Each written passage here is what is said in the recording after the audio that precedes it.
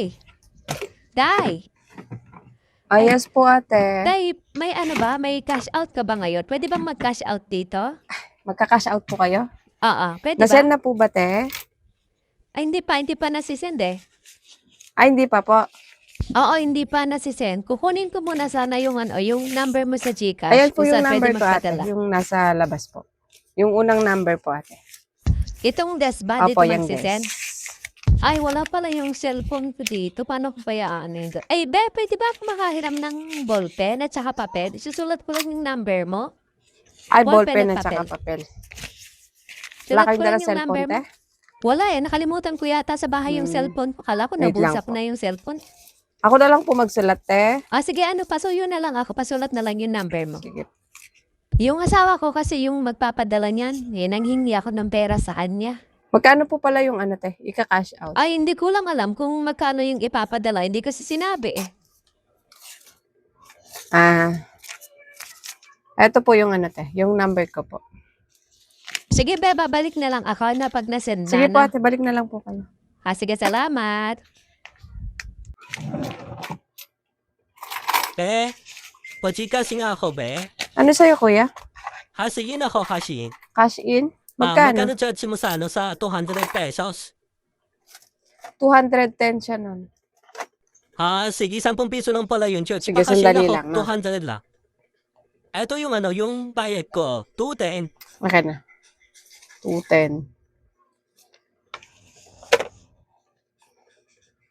Ano yung number mo, kuya? Mukha ko yung number ko, magkikipa-text Lo. dito sa akin. Paano kita ika-cash in kung hindi ko kukunin yung number mo? Hala, si kuya. Ayaw nga pala, nagpapakasing Number nga pala po. ako. Ayun lang, di ko kasi kabisado yung number ko. Sige po, Hanapin ko paano muna, muna ng number, kuya? Ay, ito na ba yung number ko? Okay na? Akin Sige po. Pabanggit na lang ako, kuya. 09 09 92 92 434 34. Okay. 200 po, no? Cash in po ito, ha? Cash in. Oo, be, kasi yun yan sa Gcash, ha? Nasend mo na, away na. Eto po, nasend ko na po, kuya. Sige, okay na. Thank you po. Salamat. Be! Yes po, ate. Okay na daw yung yung cash out. Nabigay ko na yung number mo. Ay, nasend na po ba? Oo, Sige po, nasend wait lang. na. Magkano po yun, ate? Ay, hindi ko alam kung magkano yung pinadala. I-check mo na lang dyan sa cellphone mo kung magkano Hindi nyo pa rin pumasok. alam yung amount? Tapos pinapakuha na dito? Walang sinabi kung magkano eh. Check mo na lang dyan sa cellphone mo kung magkano yung pumasok Dala nyo sa'yo. po yung ano, te, Yun yung pinadala reference sa akin. number na lang po. Ay, walang binigay. Nakalimutan yata magbigay ng reference number. Basta sabi okay na daw eh. Kunin ko Iba na lang yan, te. dito. Kukuha kayo ng padala, hindi nyo alam yung amount, tapos wala kayong dalang reference number. Ano yan? Sarili lang yung dala-dala nyo? Alam naman ninyong kukuha kayo ng pera dito? Hindi i-check mo na lang dyan sa cellphone mo kung magkano yung pumasok sa'yo. Yun yung ibigay mo sa akin.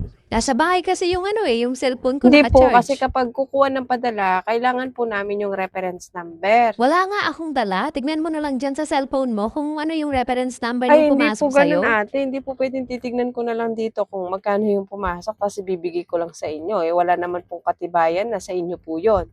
Paano kung sa ibang tao po pala yon? Kasi may mga nagsisend po dito. Yung iba, hindi na nagpapaalam, basta na lang nagsisend dito. Paano kung yung maibibigay ko pala sa inyo, sa ibang tao yon? Kaya kailangan ko po yung reference number nyo. Dapat tiningin nyo po yun sa asawa nyo. Nakalimutan nga yung reference number. At saka sabi, okay na daw, pumasok na. Kahit na sinabing okay na nga po. I-check mo na nga lang dyan sa cellphone mo kung magkano yung pumasok. Di yun yung bigay mo sa akin. Nandiyan naman yung cellphone mo, bakit hindi mo Sige po, pa i-check? sandali, no? I-check ko po kung may pumasok, ha? Sige, tignan mo na lang dyan. Pwede naman Next kasi time po, yan. ate, kapag kukuha kayo ng padala, please lang po, no? Pakidala yung reference number. Kasi kahit saang padalahan kayo pumunta, hihingan kayo ng reference number. Tulad ng sa Cebuana, hindi naman kayo makakapaglabas ng pera kung wala yung control number. Ay, hindi. Pwede nyo naman i-check yan sa cellphone nyo kung magkano yung pumasok. Makikita dun Tulad yung nga reference po nito, number. magkano po yung pinadala ng asawa nyo? Ay, hindi ko alam kung magkano yung pinadala sa akin. Hindi, Hindi walang nyo alam. sinabi kasi eh. May pumasok dito sa akin. 4 po sila. Di pa to na-claim lahat.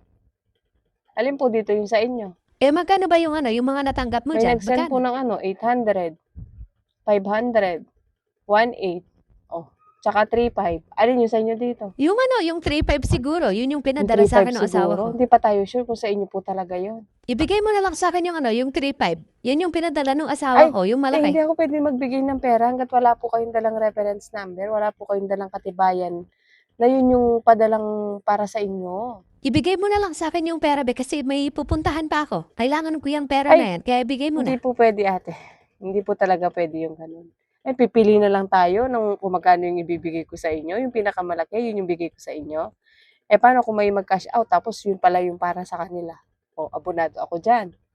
Kaya kailangan ko po yung reference number.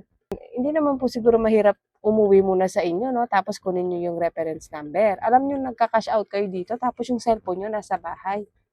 Makakapag-cash out ba yung cellphone nyo dun sa bahay? Ay, wag mo na ako pabalikin. Ibigay mo na lang yung pera, be. Ibigay mo na lang yung pinadala ng asawa ko. Pumasok Ate, naman na hindi nga sa'yo. po pwede kasi may pumasok nga po sa akin pero hindi natin alam kung alin doon yung sa inyo.